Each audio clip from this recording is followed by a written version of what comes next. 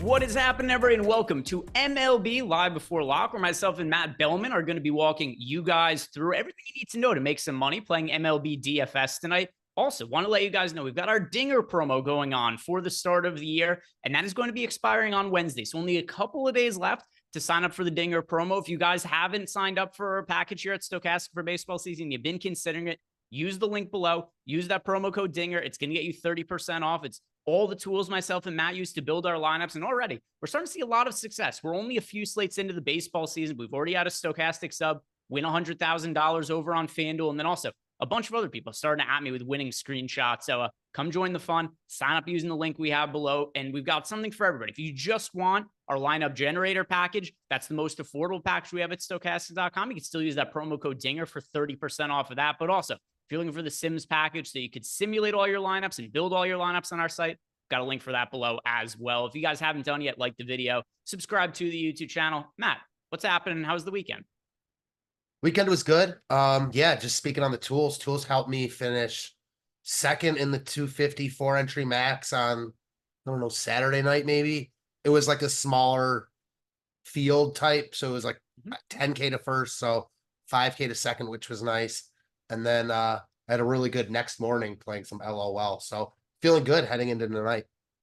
There we go. I love to hear it. Yeah, it was a pretty, I'm trying to remember. There was 2 slates on Saturday. I did well on one of them and then not as well on the other one. I can't really remember which one was which on Saturday. But yeah, it's good to hear. Came in second. Do you remember which team you were stacking or anything like that? The context of the lineup?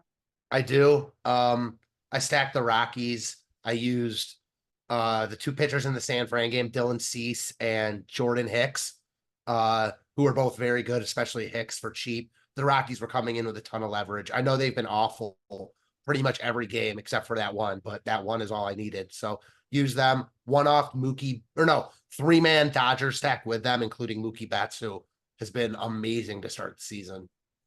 So people in the chat on the playback side of things are saying there's an echo when I'm speaking. So I believe what's going on based on my expertise of having done a handful of shows on both platforms. I think that I am talking and then the noise is being picked up like double, I think, from Matt's computer there. Matt, do you know, is the volume going out over headphones or is it just coming out through your speakers? That is my fault. I was so busy talking. It should be good now. My headphones weren't connected, and I didn't even realize. Okay. How about now, guys? I see SMP, C. Sanders 12, Clintwood. Is a better echo situation now? Let's see what they say. There we go. Should be good now. Good now. All right, there we go. Look at that. Fixing it on the fly. See, Jordan, this is why that I'm starting to do some of these shows where I solo produce and whatnot, because I'm figuring shit out. I'm learning how it goes.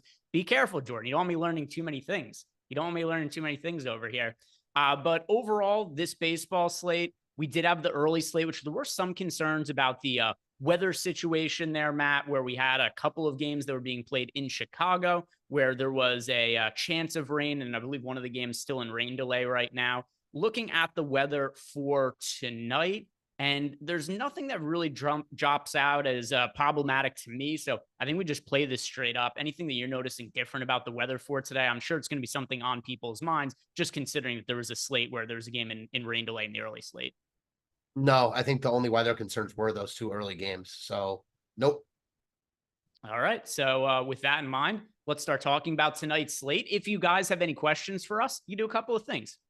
If you're on YouTube and you have a super chat, you can leave those in. But then don't forget to, if you're a Stochastic sub, one of the benefits of being a Stochastic member is you do get access to our Discord channel, and you could ask me questions whenever you want in Discord. Or if you just want to use it to like troll Eric, I think that's also a very good use of Discord. So sign up for any stochastic package. You get access to Discord. I've got that open here. So I'm on the lookout for any customer questions that we're getting. But let's start by talking about the high-end pitchers, Matt. And for today, there really aren't any. And one thing that's really interesting about DraftKings is usually the way that they'll price pitchers, even when there are no elite pitchers, is it's kind of scaled, where we'll typically see pitchers who are priced at like 10K, even if they aren't typically 10K pitchers. For today, though, there are 0 pitchers on DraftKings that are priced over $9,000. On FanDuel, we have Tristan McKenzie, who priced at 9,200. He's 9,000 on DraftKings.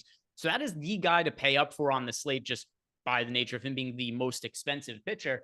But if we're looking at all of these pitchers, let's say from Reese Olson to Tristan McKenzie on DraftKings, where they are $8,200 to $9,000. This covers Reese Olson, Tanner Houck, James Paxton, Tristan McKenzie. These guys are all projected between 19 and 28% ownership. I should say 19 and 30% ownership. So all of them picking up some semblance of ownership, the most popular being Tanner Houck, the least popular being Reese Olson. Who is your priority spend up option if you're looking to pay up for one pitcher? So I think a lot of these or all these guys look similar. I don't think there's like one guy that really stands out. But to me, if I'm forced to choose, and the one guy that I would build around is up right now would be Tanner Houck. Just a matchup thing for me. Like, I think McKenzie is the best pitcher on this slate, but he wasn't healthy all of last year. Who knows what his workload's going to be? Seattle's a much tougher lineup than Oakland. Ballpark, all good in Seattle, is even better in Oakland.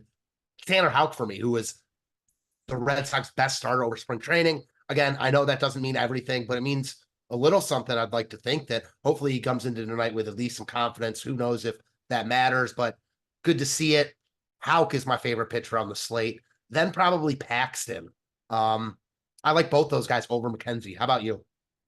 Yeah, so let me pull up. I'm dealing with lots of issues here because I made the ill-advised attempt. My computer wasn't working, so I tried clearing my cache right before the show started, and I hadn't cleared it in like 3 years. So it's just been deleting my information as we go here, which meant it logged me out of everything. So I'm trying to multitask and log myself into everything at the same time here while we're running through the show here. But I do have on my other computer some of my lineups pulled up here, and the one that I'm getting to the most of on the high end is James Paxton. Now, with that said, I'm fairly spread out at pitcher. I don't really have one high-end pitcher I'm really preferring way much over the other pitchers, but Paxton at 29% in my lineups is the one that I am finding myself the most exposure to. And James Paxton is interesting from a standpoint of generally throughout his career, he's been very good when healthy. The problem is that he's not always healthy. In fact, we've seen like entire years, multiple at a time, that have been missed by Paxton because of the amount of injuries he's missed.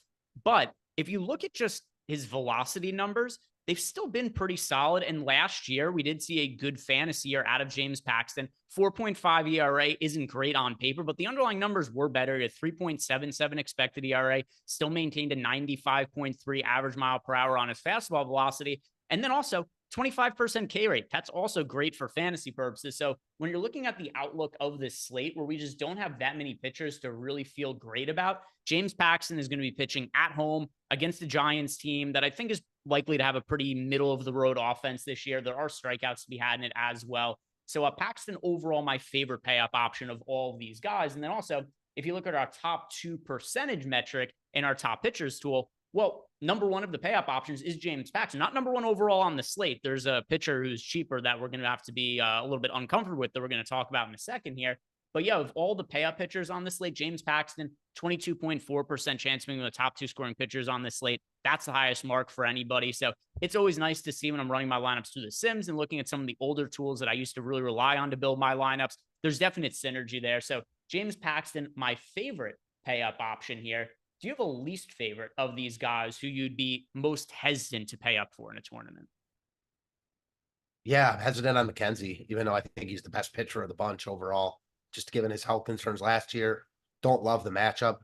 And I'm with you on Paxton, but I will say, like, even last year when he had a decent fantasy year, he got lit up multiple times. So he's not a safe option, at least in my opinion. I agree with you, though. Like, he's fully stretched out, went 80 pitches in his last spring training outing, which is good to see. I don't love the matchup, but I don't hate it either, obviously. So I'm with you. It's Paxton and Houck for me. don't really love McKenzie or Olsen, but I'd probably like Olsen over McKenzie. How about you? Yeah, so my least favorite, let me sort by my pitcher exposures and just check to see if there is anything that's like way different than what I am expecting here. And yeah, by far the one I have the least of is Tristan McKenzie, who has shown former top pitching prospect. He's shown flashes of being that guy, another guy who's dealt with a handful of injuries, but a couple of things working against him. First off, the price point. He's the most expensive pitcher out on the slate on both DraftKings and FanDuel. He's also a little bit more popular. It's marginal, but he is still a little bit more popular than James Paxton on the slate. And then also, fairly tough matchup for him. He's going up against the Seattle Mariners offense. It isn't a pitcher-friendly ballpark on the road in Seattle, but still is a little bit of an issue to me that the Seattle offense, I do think, is likely to be better than all of the other three offenses the top pitchers that we have here are facing. So Paxton going up against the Giants, Tanner Houck going up against the A's, Reese Olson going up against the Mets. These are all matchups I consider easier than going up against the Seattle Mariners. So yeah, my current lineups right now, Tristan McKenzie was showing up in less than 10% of my lineups. Of these pay up options, he's the only one I'd single digit exposure to. I'm with you. I do think that the Giants and Mariners to me are similar. Like I would take the Mariners offense over the Giants, but I think they're close. But your point is well taken. That's just quibbling. So I'm with you. Like Paxton and Houck look the best. Then Olsen looks decent from a tournament perspective, but I don't like him on paper as much as the other guys. And McKenzie, I don't think the price tag like really matters because it's not like he's crazy expensive, but why pay more for him when these other guys look slightly better? One other thing I'll add to this as well, because I'm sure there are people who are going to ask us about cash games here. And if we're talking about cash games, I would go towards Tanner Houck. And then we're going to talk about a cheaper starting pitcher as an SP2, who I also think that you guys should be rostering in a cash game. But the pay up cash game option to me is Tanner Houck, just because the matchup against the Oakland A's. It's a pitcher friendly ballpark. It's also about as bad as an offense as you could possibly face, particularly in the American League. So if we're talking cash games, Tanner Houck is the guy that I consider to be the safest. Do you agree with that? Yeah, I don't think that's even a question. 100%. All right. Yeah. So cash games, I'd be going with Tanner Houck there. Anything else that you want to add about these pay up options? If not, we'll go into the next tier of pitchers. No, I think we said it best. All right. So let's go and talk about the chalk on the slate, which is Sean Manaea, as well as all of the other pitchers in this price range. And I think we could probably just group everybody 8K and below together because there is no crazy like 4,200 punt or anything like that on this slate. And all these guys are priced together fairly tight as well, where we have an 8,000 pitcher, an Emerson Hancock, 7,900, 7,800, 7,600, 75. There's a bunch of pitchers that are grouped really, really tightly together. But the thing that does stand out the most here, Sean Manaea is projected for 43% ownership on DraftKings. He's going to be the most popular player on the slate by a very wide margin. If we look at the FanDuel ownership at 7,400, he's still projected for 26% ownership. So just based on that, I think he is the guy you want to go to in FanDuel cash games. Just align yourself with the field and a guy who's the field is just flocking to in a pretty aggressive way. But for tournaments, Matt, what are you going to do with Sean Manaea? Because this is a ton of ownership going to a pitcher who's been all over the place the last couple of years. I don't really get it. Like, he's not even cheaper than the other guys. I know that the pitching options aren't strong today, so ownership has to go somewhere. I just don't understand why he's projected to be almost double, except Houck and McKenzie and Paxton, the other expensive guys. Like, at least double pretty much everyone else. Even those guys much higher owned. I don't know. It's also surprising to me that he's got a over 25% chance of being a top 2 pitcher on this slate. So there's a lot of merit in that. I get it. It's a good matchup. I'm higher on the Tigers than I think a lot of people are this year. Mostly that is their pitching staff, but I think their lineup is better than people think. So I'm hesitant to say the least about Manaea here. I don't want to go as far as to say I want to stack the Tigers against him just because I don't think they have a ton of upside. But I don't love Manaea at that ownership. How about you? It's a lot of ownership going to a Manaea. With that said, he does show up in my lineups more than any other pitcher on the slate. The caveat being is that him being in 40% of my lineups, while it is a lot, it doesn't have me all that much different from the field on DraftKings. So for large field tournaments, I think the ownership is more or less warranted. I am interested in getting off of him or potentially stacking against him in single entry to really get some leverage on the field. I know why people are getting there. This Detroit Tigers offense strikes out a ton against left-hand pitching. And at the price point of Sean Manaea, the lack of other options there to look at on the slate, and that there were some positive metrics on Manaea last year. He had a career high fastball velocity last year, 93.6 miles per hour. That led to him having a 25.7% K rate, which was also a really strong number. So I think this is generally what people are looking at, what projections are seeing as well. You have a pitcher in Sean Manaea facing an offense that strikes out a ton against left-handed pitching, and you have a guy who had some of the best strikeout stuff of his career last year. People are putting 2 and 2 together, and then also looking at the lack of options that are really strong looking on the slate, and just kind of natural that you would see people gravitating towards a cheap Sean Manaea for those reasons. That's fair. And I don't question like him getting ownership. I just don't think he should be, owned by half the field personally. Maybe I'm eating crow on that later tonight. I understand it's a good matchup. I don't think it's a matchup like the A's or the White Sox or the Rockies. I think that the Tigers could show to be a lot better this year. So we'll see. I don't think Manaea is a bad play. I just think he's getting too much love. Yeah, and like I said, I mean, Sean Manaea is the pitcher I get to in the most of my lineups, but that still has me about even with the field with him. We've got him projected for 43% ownership. He's in 40% of my lineup. So for large field tournaments, I think it's more or less warranted. For cash games, FanDuel, play Sean Manaea in cash. DraftKings, I think you should be playing Sean Manaea and Tanner Houck as your cash game combination. For cash games, would you also agree that you just play Manaea and just roll with the chalk there? 100%. And I'll say this, even with my stance on Manaea in tournaments, like I can't just say I don't like Manaea and then not say, anyone that I do like. And there aren't that many options today. So I get why Manaea is getting love. I think he's getting too much of it. But, there are only a few pitchers that I think are really good plays today, and he's one of them. So just because I think he's getting too much love doesn't mean I think he's a bad play. And to your point, if you look at the other cheap pitching options, you kind of start to realize, oh, this is another reason people are playing Sean Manaea. The other cheap SP2s today absolutely suck ass, pretty much all of them. And as a result, you've got Joe Boyle projected for 22% ownership. And then there's not another single pitcher, 8K or below, that's projected for more than 10% ownership. So you got a 22% owned Joe Boyle and then a bunch of guys that nobody's getting to. So with that being in mind, Matt, which pitcher, if you're not rostering Sean Manaea for cheap, do you like getting to as a pivot? Well, here's the thing. Like, Sean Manaea if Sean Manaea is cheap, he's only 1,200 less than Tristan McKenzie. Mm-hmm. So with the way DK did their pricing today on pitchers, I don't even think that's too much of a consideration for me, except all the way up and all the way down. So I don't really need a pivot that's cheap in Manaea's range if I just like Houck and Paxton, or if you like McKenzie or Olsen a little bit more. Agreed. Under 8K, anyone else you name as a pivot to Manaea probably comes with more question marks than Manaea himself. I just don't think you necessarily have to go below 8K. So that's kind of my stance on the slate. That could change, though, as we keep going. So with that in mind, then, is your favorite pitching combination going to be to get to? I'm trying to remember. You liked James Paxton, and who's the other pay up option you like the second most? Houck. Yeah. So if you went Houck and Paxton, something else to consider as well. Here's something I think is a very strong GPP leverage play on FanDuel. And you don't really talk about leverage that much from pitchers in this sense, but I'm going to explain why I think it is.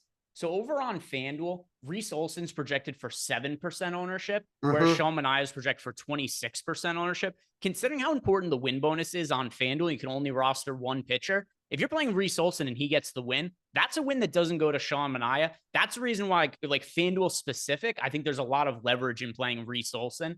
But getting back to the DraftKings side of things and the punts in general, I do find it fairly difficult to like anybody who's priced cheaply outside of Sean Manaea.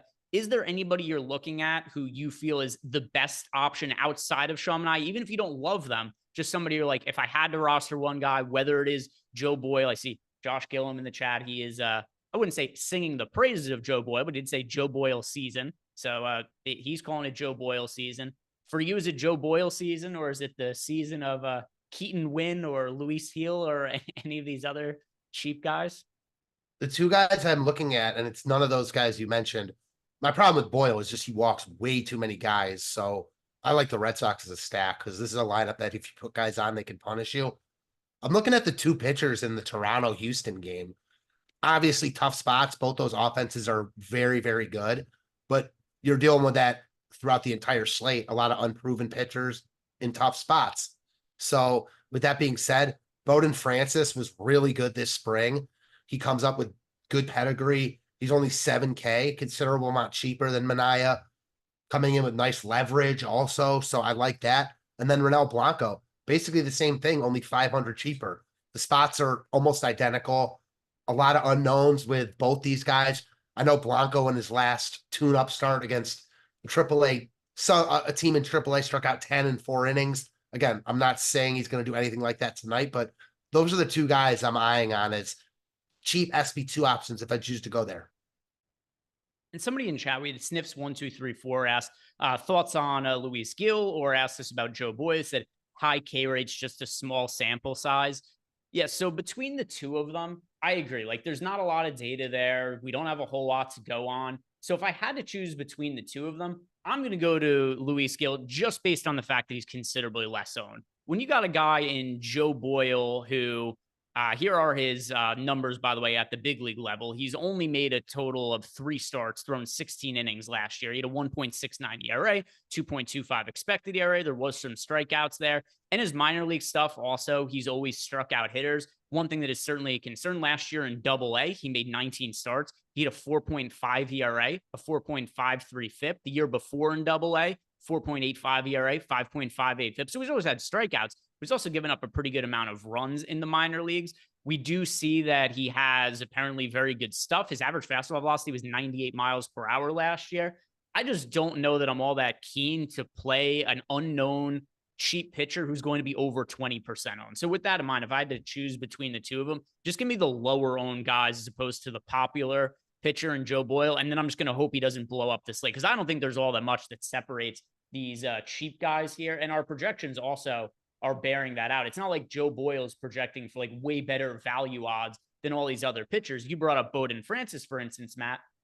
We've got Joe Boyle with a 17.4% chance to be one of the top 2 value pitchers on the slate, whereas Francis is at 17.2% with a third of the ownership. So if I'm going to roster one of these cheap guys in a large field tournament outside of Sean Manaea, I'd rather not be Boyle. I'll just go to one of the lower owned guys. And Bowden Francis is the guy who looks like he's one of the more under-owned players on the slate. He has a lot of talent. You just have to hate the matchup against the Astros. Have to hate it. I think the only thing playing on his side here a little bit more is that there's so many bad matchups on the slate that you probably don't need massive high scores from your pitchers tonight. Who knows? It could be the total opposite where 2 guys throw complete game shutouts. You never know. But on paper, it looks like a slate where the bats are going to win you tournaments. And if you just survive with your pitching, it might be good enough. And the other bonus in both Blanco and Francis's cap is that they're the cheapest of the bunch. So both those guys are cheaper than Boyle. I really struggle with Boyle. I know he has good stuff, but he walks a ton of guys, puts runners on base, obviously. So that's not for me.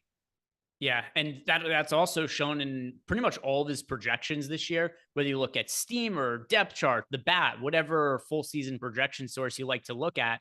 I mean, they're all projecting him to have walk rate in the mid-teens, which is insanely high. For reference on what that translates to, all projection sources have him walking between 5 and 6 hitters per 9 innings, like insanely inconsistent, just strike thrower. So with that in mind, too, I think it makes sense to stack against him in large field tournaments when we talk about the stacking options. I love Boston tonight. So, yeah, I'm with you. Let me double check to make sure there weren't any other questions in Discord. Snips1234 just said his ownership went down. Let me refresh. Whose ownership? I assume he means Boyle. And I mean, it's 21.5% right now. It's pretty high. It's real high. It's more than it's a higher percentage than what I'd want to pay of him. Yeah, 100%. He's like 8 to 9 times as owned as heel. I just don't think there's a lot that separates these cheap unknown pitchers. So I'll take the ones at lower ownership and take chances. I think Joe Boyle himself is super risky. I don't think he's any safer than some of these other guys. maybe you could argue is a little bit more upside because of what that strikeout stuff has been in the minor leagues. But yeah, I'm going to be underweight to him. I'm less than half the field of them at the moment. Don't have a ton of interest in him in large field tournaments. Anything else that you're liking from cheap to talk about here? I think we pretty much covered all the at least decent options. All right. So yeah, Sniffs 1, 2, 3, 4. When you said his ownership went down, just glad I assume that you meant Joe Boyle, but not totally positive there. So let's move over and talk about the offense side of things. Well, first, want to let you guys know that if you haven't signed up at Underdog, you should consider playing over on Underdog. They've got their daily fantasy contest. They've got Pick 'em over at Underdog. They've also got, of course, Best Ball full season contest. And if you sign up using the link that we have below, you do get up to a $100 bonus on your first deposit. So if you haven't signed up at Underdog, consider signing up with that link below. And I do know there's a lot of people who have found a lot of success using our projections and then using them to draft daily lineups over on Underdog. It's not something that I've really put a ton of time into, but apparently there's an edge there and I should be spending more time doing it. But let's move on over to the stacking side of things. And as far as stacks go, the ownership is fairly spread out today, Matt, although there are 3 teams that are picking up double-digit ownership. We've got 12% ownership going to the Cleveland Guardians as a stack. We've got the Yankees and the Arizona Diamondbacks at 10% ownership. So of the 3 chalky teams, what do you make of them relative to their ownership? Are there any chalky options that you are liking as a stack? Yeah, I think the one of the 3 that I do like is the Yankees because they're coming in under-owned, even despite being one of the highest owned teams on the slate. They've got a 13% chance of being the top stack on the board. No other team is at even 10%. They're coming in at 11.5% owned. The Yankees look great here. The big guys are expensive to get to, but they have cheap guys that even it out throughout the lineup. So yeah, Ryan Nelson doesn't miss bats. He's not very good. This is a really good spot for a Yankees team that started the season out not amazing from a DFS perspective, but pretty good, especially in real life, winning 4 straight in Houston. So I think that they're the team between Cleveland and Arizona that I like most. How about you? I'm not getting to any of the chalk at all, That's fair. really, at offense. Like I'm looking at my ownership here, and there is one team I'm getting a bunch of exposure to that I had brought up to you right before we started. I can't actually remember if my mic was on for that part or not, but we'll be talking about that in a little bit. But here's my total exposures to the chalk offenses. Arizona, I have 1.3% 3-man stacks them. No 4-man stacks, no 5-man stacks. Hardly getting to them. The Yankees, I have 3% 5-man stacks, 2% 4-man stacks, 3% 3-man stacks. Also, very minimal exposure to the New York Yankees for me. And the other one was the Cleveland Guardians. I've got 4% 5-man lineups with Cleveland. So I'm well underweight to all 3 of the chalky offenses. I'm going to be getting Contrarian at offense today. That's how I prefer building my lineups for this slate. I also like getting some leverage off of these pitchers that are going to be popular, like Joe Boyle, like Sean Manaea. So at least as far as the popular offenses go, not for me. And then I also like the idea of trying to build some of my lineups where if I'm not going with the really popular, expensive, chalky offenses that we have here, one other thing that I think that we could do that makes us feel maybe a little bit better about our lineups, you can pay up for 2 of the more expensive pitching, which I know you talked about a little bit when we were mentioning the pitching before. But if you're going to a lower cost offense, well, then you could build a lineup that has James Paxton, Tristan McKenzie, maybe, or you could build a lineup that is James Paxton and Reese Olson. And you don't have to be like, oh my God, I have to play this, Joe Boyle or anything like that. So 100% with you. So I answered your question on the surface and just picked my favorite of the 3. But in reality, I'm with you because when you look at this slate, we don't often see this. Like the Dodgers, Astros, Red Sox, and Blue Jays, 2 through 4 in the top stack tool, all coming in with positive leverage. So it might not like play out like that when the slate starts and ownership actually comes in, but at least as of now, like I'm going to play one of those teams that aren't getting love at all over the teams that are getting love then when it looks similar. I think the Yankees between the group look the best, and they're the team I'm like most quote unquote scared to fade, but they're not my favorite stack on the slate. Yeah, so for me, also, this is going to be related to Einstein. He said, are the Cardinals a team that we would consider being overweight to?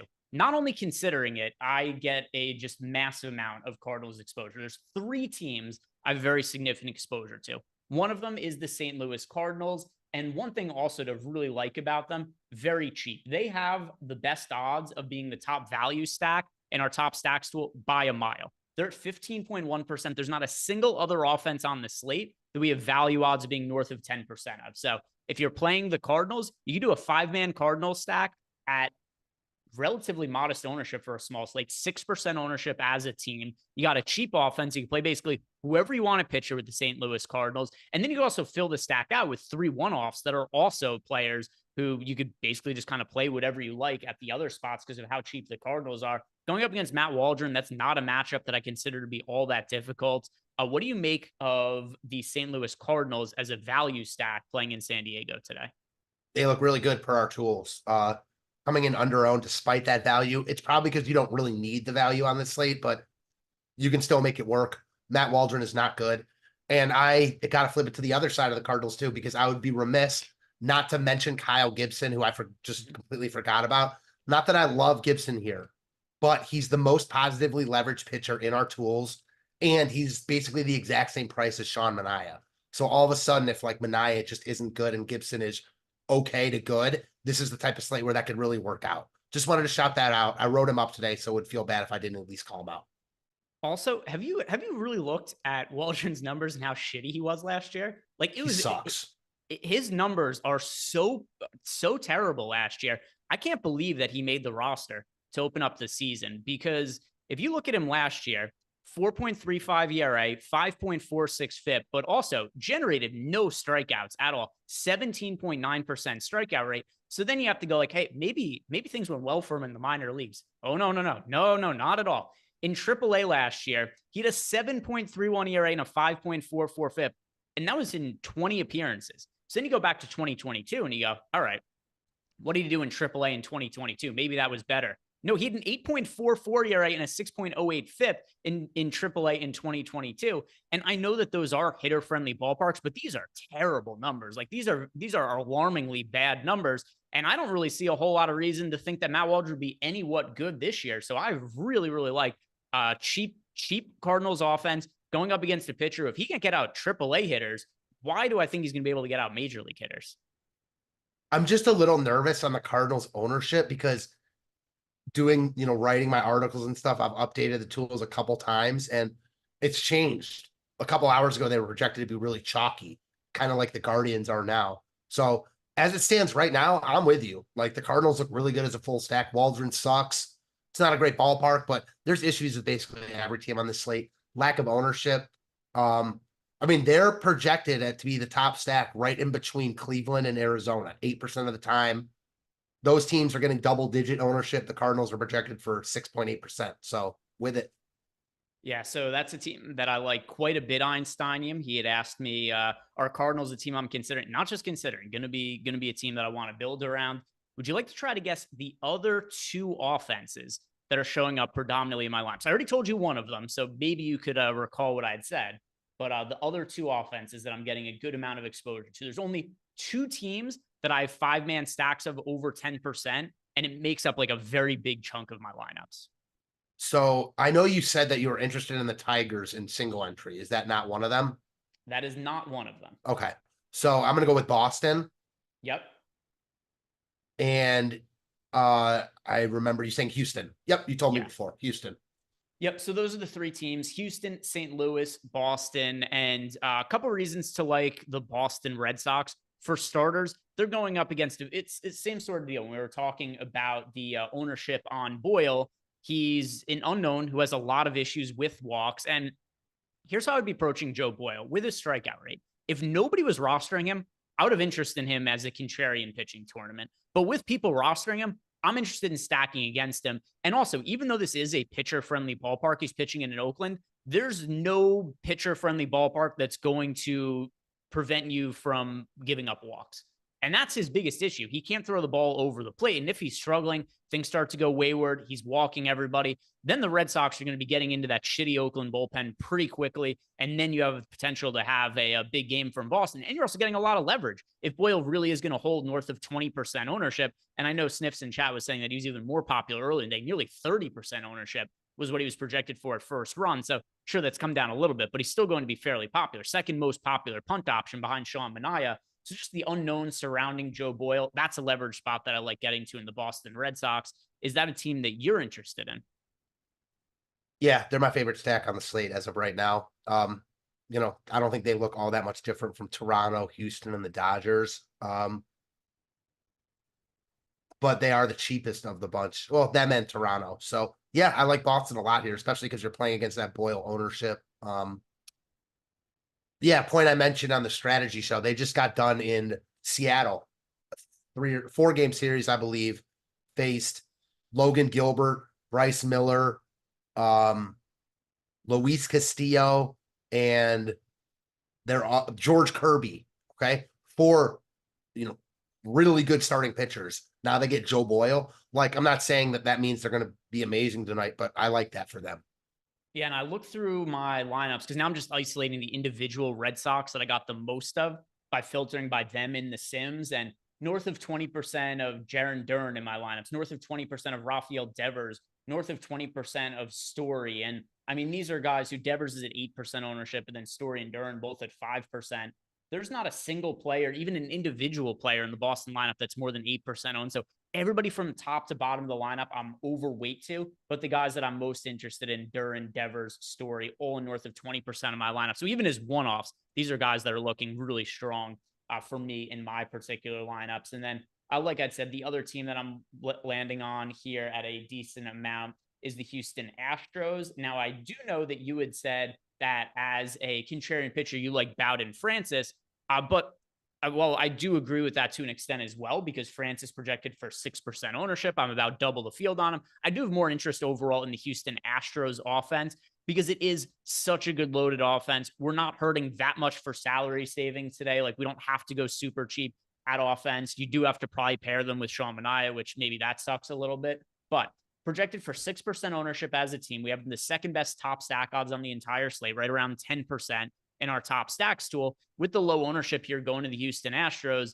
this is one of these teams that is not projected for a crazy amount of ownership, but has better top stack odds than the Diamondbacks, who are projected for double-digit ownership, better top stack odds than the Guardians, who also are projected for double-digit ownership. So this is like a pivot that we can make in terms of our stack exposures to get a team that our projections say even has more upside while also being at a cheaper price point. But you did say that you liked Bowden Francis as a pitcher. What does it make you think about the Astros as a stack? I only like Bowden Francis as a contrarian pitcher. I hate the matchup. Houston looks elite here. They look like one of the best stacks on the slate.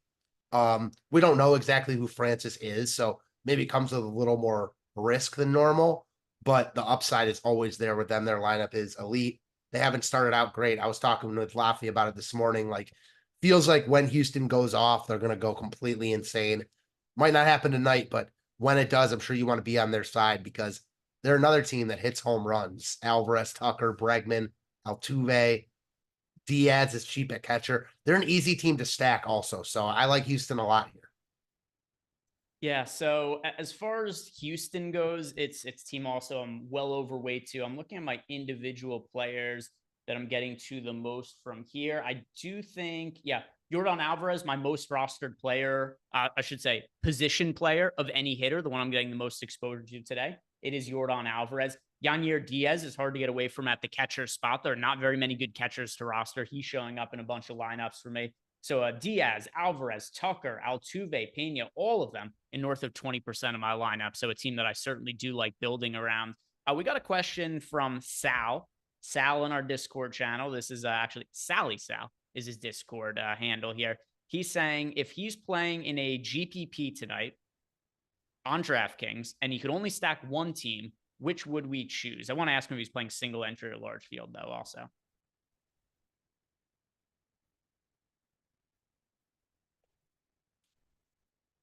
One lineup for a tournament, Matt. Who would you tell him you think he should stack in that one lineup? And I'm also following up with him to ask if it's single entry or large field. Yeah, I think that matters. I think that I don't think that like one team like stands out in that regard. I think it's a preference thing. A lot of these teams look really good. So for me, the answer would be Boston, but I think Toronto's right there, Houston's right there, the Dodgers are right there. I think you could stack the Yankees in tournaments. It's not like they're coming in chalky like NBA chalk, they're projected to be 11% owned as a stack. That's not unbeatable, you know? Yeah, it's tough, right? It's really hard to just narrow it down to one individual stack to like for this slate. For single entry, like so my answer wouldn't be the Tigers for large field tournaments. For single entry though, what stands out to me about the Tigers is that you're going to be going up against Sean Manaea as a pitcher who just has insane ownership, right? So single entry, like what are you going to guess Sean Manaea's ownership is in single entry? If he's 43% in large field tournaments, what does he end up being in single entry? 60%? I was going to say 60. Yep. So with that in mind, I think the most contrarian way to create upside for yourself in single entry, I would say, is the Detroit Tigers. I agree with that. I mean, you're just playing off that Manaea ownership. Although that said, like my big issue with the Tigers is there's plenty of times where Manaea is just okay and not great, and the Tigers aren't great either. Like the Tigers are going to need to hit home runs on this slate. There's good offenses tonight. They can. Manaea's given up home runs, but that's my big hesitation with wanting to go to the Tigers. I think fading Manaea might be enough, but maybe I'm wrong. And we had Danny P in the chat says we're only talking about the best teams. I mean, in fairness, the teams that I'm stacking today are not the chalk. The teams that the field is getting to are the Guardians, the Yankees, the Diamondbacks. I hardly stacked any of those three teams. Yeah, I mean, we didn't talk about like we've been talking about the Astros, Red Sox, Blue Jays, like his teams coming in with positive leverage. The Cardinals you talked about, the Diamondbacks, Guardians, and Yankees are the teams getting a lot of love. I mean, why would we talk about offenses like Oakland, San Fran? Like it's baseball, anything can happen. But you could say that about any spot on any given slate. So like, I don't think that's good analysis personally. I mean, the team that I'm most overweight to right now is the Boston Red Sox, are the fourth lowest owned team on the entire slate. I know you might just look and be like, hey, it's the Boston Red Sox. Like, they're not terrible. That might be what he's thinking, but they're the fourth lowest owned team on the slate, and you're getting Yeah. leverage off of Joe Boyle there. But yeah, I mean, the other thing too about this slate is it's not the Nationals aren't playing, the Rockies aren't playing. We don't have that many shitty offenses here to really talk about. Even the Tigers have been good so far this year. Yeah, and I think the Tigers are going to be good this year. I mean, I guess, okay, here's one for you. Since we're trying to get off the board, it's Seattle against Tristan McKenzie. We're both hesitant on McKenzie for various reasons. I still think he's a really good pitcher and is going to be this year. So I have no interest in Seattle, but is that a team that you would want to stack? No, they are the lowest owned offense on the entire slate. But one other thing about the super low owned offenses is all right, so Seattle's 3% owned as a team. Oakland's also 3% owned as a team. It's not like we have some of these slates where we're talking about these offenses and they're like 0.5% owned or like 1% owned. They're still picking up some sort of ownership, which just kind of prevents me from getting to them at all. Where this team in Seattle, let's see, my Seattle exposure, do I have any Seattle lineups? 1 out of 150 of my lineups is a Seattle stack. So no, it's not a team I'm interested in. Yeah, and I feel like it's a similar story for the Mets and the A's. Like all those teams look similar to me. Yeah. So as far as I mean, whatever we're considering the shitty offenses, not really find myself getting to exposure to a lot of these spots. But anything else that's a priority for you at offense? One thing, not a priority, but I will say going off the reservation, in the same regard that you like the Tigers, I don't think the Giants are like the worst stack. Paxton has been hit or miss. Like I'm on Team Paxton tonight, but I think the Giants lineup with the addition of Matt Chapman, I know they got this Lee who's leading off for them, who's really good. I think their lineup has pieces. Wouldn't be surprised if they have a good night here. Ultimately, not where I'm going to land, but I like them more than the other bottom tier offenses tonight. Let me see. Yeah, I didn't really find myself getting exposure there either. Also, if you guys have questions, you could throw them into Discord or YouTube. We could look over some of those. And Sal over in Discord did follow up with us. By the way, for anybody who was wondering about the status of the Braves White Sox game that has just officially been canceled, game was a massive blowout and it was in the later stages. So they just called out the rest of it. But anyway, Sal said for a large field GPP, so not talking single entry, large field GPP, I do think that really does change the scenario a little bit. But in the interest of us not being pussies and giving them an answer, one team, Matt, you have to pick one team from the stack in the large field tournament, and I'll give my answer as well. Which way should we tell Sal to go? Boston. I'm going to agree with you. Boston. My three choices either be Boston, St. Louis, or Houston. I'll go Boston to answer the question there that we have from Sal. And now let's go ahead and getting back to some of the stacks here. Anything else at all that you haven't talked about or that is important to you when it comes to the offenses to stack? No, I think it's a kind of flavor of your choice type of night where like a lot of these offenses are in play. No team is getting drastically too much ownership. There's no team in cores. We don't have any except for Oakland of the really, really bad teams. And there's a lot of questionable pitching options. So I think it's a classic anything goes MLB slate. All right, so let's go ahead and do some home run picks, and we've got some extra time here as well. So one other thing that I think we could do, Matt, is we dive into Odd Chopper and look for some bets, because I would like to try to incorporate some more betting into our MLB show. So that is also something we could do here with the final 15 minutes that we have on the show. And we did get one other question that came in here, which is from Floppy Dingus. Floppy Dingus. We've had lots of interesting names in the this one seems a little bit more innocent than like the BBC guy from the other day who was asking us questions. But Floppy Dingus wants to know, how many innings do we think McKenzie is going to pitch tonight?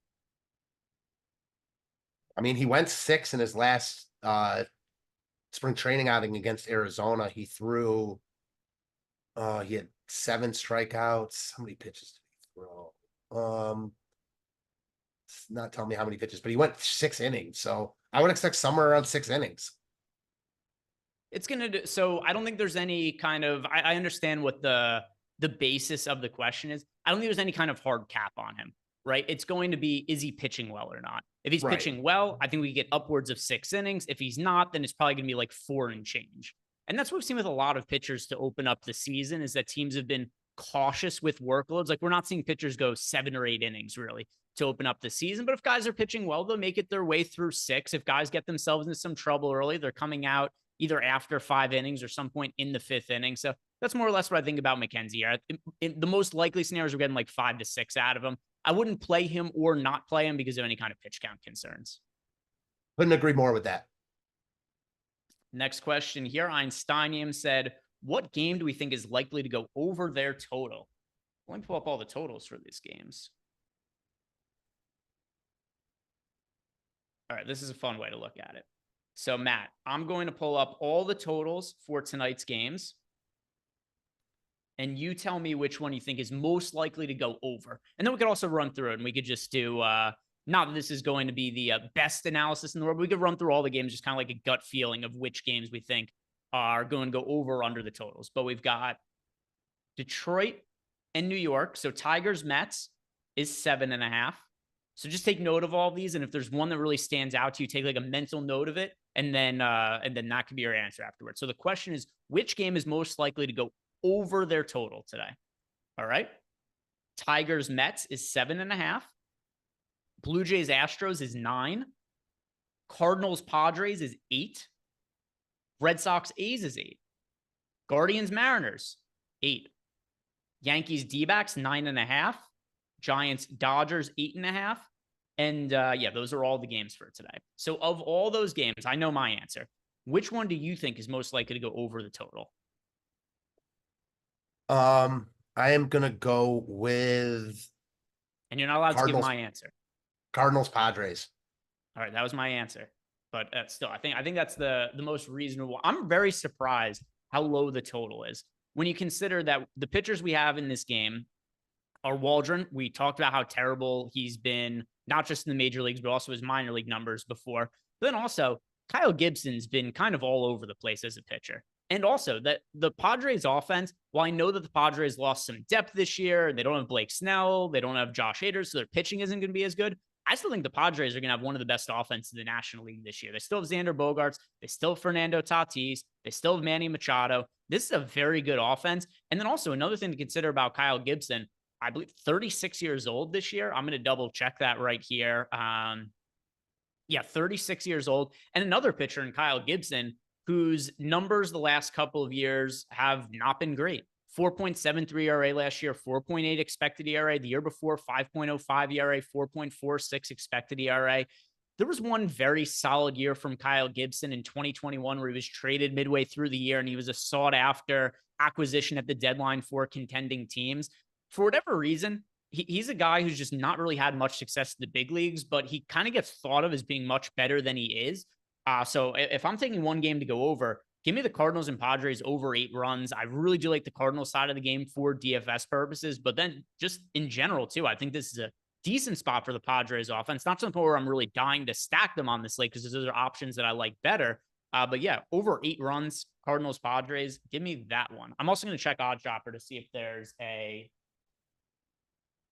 better line available because I just pulled up the FanDuel lines, but I'm going to pull up Padres here and see what the total is, the best available one. In the interim, let's go back and just looking at these games. Gut feeling. Over under for each of these games. Mets, Tigers, over under 7.5. By the way, another reason people are getting Sean Manaea. Sportsbooks apparently fairly high on Sean Manaea in this matchup, considering the Mets are sizable favorites in a game with a 7.5 total. So another reason that Sean Manaea kind of projects well. But over under 7.5 Mets, Tigers. If you have pick a side, which way would you go? Over. Yeah, I'll go with that as well. Blue Jays, A's, 9. We've got Ronel Blanco against Francis on the mound. Which way do you go here? I'm going to go under. I guess I'll lean towards the over, but I think it's pretty fair at 9 runs. I'd be more in line with the pass on that one. We already talked about this one. Cardinals, Padres, that's 8. We went with the over. Red Sox, A's, also 8. Which side do you go with? Tough one for me. I'm going to go over, though. I think the Red Sox score a bunch, and I think the A's, I'm not rostering Tanner Houck because I think he's going to throw a perfect game. I think he gets hit a little bit. I think the Red Sox do damage, so I'm going to go over. I'll lean towards the over, although definitely gives me a little bit of hesitation just because the A's offense is so terrible and it is a pitcher-friendly ballpark. But I'll take the over there. Guardians, Mariners, total is 8. Which side are you on there? I'm going to go over here. I'm going to take the under with it being in the pitcher-friendly park. I'm kind of surprised this one doesn't have a total of 7.5. So give me the under 8 in the Guardians, Mariners game. Yankees, Diamondbacks, very high total in this game, 9.5.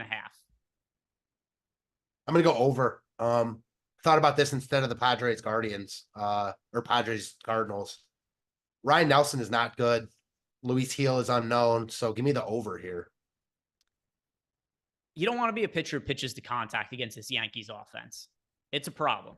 I'll agree with you. I'll go with the over there. Dodgers, Giants, 8.5 is the total. Paxton against Keaton Wynn on the mound. Which side do you go with there?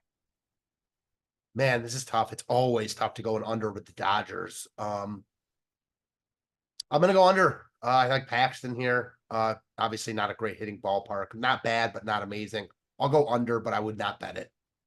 Yeah, it is going to be an under for me as well. And that is the last one here. By the way, kind of just trying to come up with some segments for baseball shows this year. If there's anything you guys really like that you gravitate towards, like, oh, that was fun, then let us know and we could do more of it going forward. And then, of course, people always want dong picks. Malakar's asking for dong picks. Malakar, of course, we could do some dong picks. And also, I want to hear from you guys. Let me know in the chat. Who are you guys picking to hit a home run today, whether you're watching in playback or watching in YouTube? Throw in your dong pick and we'll read them off here as we go. I'm going to check to make sure there's no questions in Discord. And yeah, so there was a couple of Discord questions that came in, and then we'll do our dong picks before heading out here, Matt. But first question, it is from ModDub T, who wants to know, can we recap our top 3 favorite pitchers? Yeah, so overall, Matt, what would you consider your top 3 favorite pitchers on the slate? Houck, Paxton, Mania, I guess. I don't love it, but I don't love any of the other options enough to say it with confidence. I mean, when Manae's in 40% of my lineups, even though that Right. is technically slightly underweight to him, it's hard for me to not say him as one of my favorite pitchers. So my three most rostered pitchers on the slate are Manaea, Paxton, and Tanner Houck right now. So those are going to be the three for me. Mod T, thanks for the question. And then BTFU 1989 wants to know, can we recap our top three stacks and then also our favorite contrarian stack? All right, so top three stacks overall, that's pretty easy for me to say because there's three I have way more exposure to than everybody else. Astros, Cardinals, Red Sox. Those are my top three, and all of them are relatively contrarian. None of them are any of the popular offenses on the slate, so all of them are relatively contrarian. I guess I'll go Red Sox is my favorite contrarian one, though. So I'm going to go Red Sox also. And then one team we have barely mentioned tonight is the Dodgers. I like them a lot. They're expensive, obviously. Hard to 5-man stack them, but I love them. I mean, they're the best offense in baseball as far as I'm concerned. They're also coming in under-owned. So for me, it's going to be Boston, the Dodgers, and then the Blue Jays. All right. Yeah. I don't have any issues with any of those ones there. So BTFU, thank you for the question. Hope that helps you out. And now, before you leave the show here, Matt, dong picks. People need to know about dongs. They come on here, they go dong picks, dong picks, dong picks. So Matt, who are you going to pick to go yard? And I'll also read off some of the ones that we have from chat here, where we got Joseph Ramirez is going with Canzone. Andrew D went with Pete Alonso. BD went with Gurriel. We got Emac went with Yanier Diaz. Marvin H, Paul Goldschmidt. Malukars got Corbin Carroll. Kingmaker is going with Vlad Jr. Casey Leatherwood saying, I think Judge hits 2 home runs. So for a second, I was going to say, oh, come on, Judge, that's a weak home run pick. Where's the Stones behind that one? But calling for 2 home runs, I'll let that slide. I think that's a pretty good one there. And then Shohei Ohtani from Jack Chandler. B Funk is going with Andres Jimenez. Francisco Alvarez from Barnaby O'Toole. That's a fantastic name in the YouTube chat. Which way are you going, Matt? Dong pick of the day. Who's going yard? I'm going off the board a little bit. I'm going with Trevor Story. Got his first 2 hits last game, hitting right in the middle of that Red Sox lineup. Always a guy with a ton of power and speed. So give me Trevor Story here. All right, so I'm doing a couple things here. First off, I don't want to go and give like Yordan Alvarez as an answer or anything like that. He's been the most popular answer in chat, understandably why. If we're just saying who's most likely to homer today, I'd probably think either Yordan Alvarez or Aaron Judge. Those are like the technically correct answers. Maybe Shohei Ohtani in that mix as well. Don't want to do that. I also don't want to answer somebody who's already been answered in the chat. So let's see. Who am I getting exposure to that hasn't been answered? All right. Kyle Tucker. I've got him in north of 20% of my lineups as well. Kyle Tucker, one of the unheralded heroes, we'll call it, of the Houston Astros. Definitely one of the overall best hitters that are not only on Houston, but in baseball as a whole. Now people are trying to get a little more contrarian with their picks. Obi-Wan saying Fry, and then Phil Still saying Altuve. Chuck the Deuce is saying shout out to my boy Trevor Story. So I guess he's going with Story as well. A few people answering Nolan Arenado as well. And yeah, that is just about going to do it for us. Really quick, though, we got Lego Monego in the Discord channel says, is it crazy to fade Sean Manaea today? In one lineup? No. Agreed. I wouldn't fade him if I were playing 150 and not play him at all, but in one lineup, no. Yeah. In one lineup, there's really nothing you could do that's insanely crazy in a baseball lineup. Agreed. I mean, like, within reason, like, if you're saying you're playing one lineup and you're stacking Seattle, I would say, yeah, maybe rethink that a little bit. But in general, if anything's going to be super popular, like Sean Manaea, yeah, like, I don't think it's crazy at all to say you don't want to play 40% Sean Manaea in one lineup. All right, guys, that is going to do it for us today. Thank you very much for watching. If you have not done it, like the video, subscribe to the YouTube channel. Right after this, NBA Live Before Lock. It's going to be playing on playback. It's going to be on YouTube as well. And after NBA Live Before Lock ends, I'm going to be hopping on with Josh to the playback show. I'll be hanging out post-lock. So I'll see you guys then. Other than that, good luck with the slate tonight. Catch you guys later. Peace out.